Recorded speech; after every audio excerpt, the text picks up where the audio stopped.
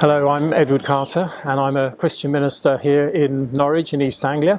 You can just see my church behind me, but you can also see the marketplace here in the middle of Norwich. It's a fantastic marketplace, lots of small stalls. And I wanted to speak a little bit today about that role that business plays in our community and the way in which businesses, companies are actually really important. Because companies, businesses, in a way, are a modern invention, not the little market stalls, but the big companies, the big businesses, the multinationals that are so much part of our world today. They're a really significant part of how the world works. And to the genesis of the joint stock company, because that's what they are, was actually 200 or 300 years ago. And it was a great thing in a way because it freed up people, entrepreneurs, to do things. Prior to that, it had been a very feudal society. And if you were born a serf, you stayed a serf. If you were born wealthy, you stayed wealthy. But the invention of the joint stock company, along with other social changes, freed things up so that people could use their ingenuity and enterprise. And indeed, many feel that along with technological advances, the invention of the joint stock company and the way in which people could take shares in businesses, brought about the Industrial Revolution and the huge changes to our world that we recognise today. And so these joint stock companies and these shares that people took were a very significant thing. Now today, big companies are very powerful, as I said a moment ago. And as we have shares in them, so it feels a little bit more distant. We're not quite so involved as perhaps we were originally.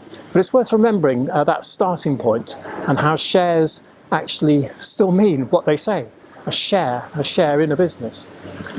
One of the other things that I do is I'm very involved with a thing called the Church Investors Group. And that's an alliance really of 60 or more members. Most of the big churches here in the UK, and indeed we have some members from overseas and associations with other parts of the world, similar groupings, church groupings. And together our 60 plus members have what's called about several billion pounds of funds under management, which is basically shares, investments, other kinds of investments. And the Church Investors Group tries to bring a Christian perspective on that taking of shares in businesses. And we do so that sort of thing in various different ways. One way is by saying no when things aren't going right. That might be through a formal resolution at the annual general meeting of a business. We might say, we don't want this to happen, here's a motion, let's put it to the shareholders.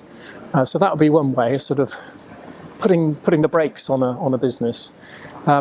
Another way would be engaging with a company, talking with them, encouraging them, speaking to them about some of the great issues of the day which businesses are involved with, modern day slavery, perhaps the minimum wage, and other really important issues perhaps to do with board representation and fairness within businesses. And then the third way is what's called positive investment or impact investment, deliberately taking a share, putting money into a company that is working for good in a specific way, perhaps aligned with the green agenda, or maybe doing some other really good work, or just a very well-run business that is fair to its customers, to its staff, and has a really good ethos.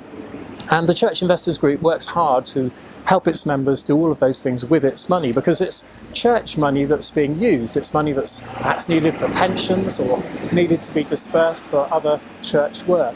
But that ethical part of how the money's invested is really important to the Church Investor Group members. So as I draw to a close, I think I just want to say, if you have any shares or if you're involved with anything that has shares, and you will be because of pension funds and indeed our churches, I think I'd say take it seriously. Don't just assume it's in the background and doesn't really matter. Take it seriously. Find out more about what those shares are. Find out how the money's invested.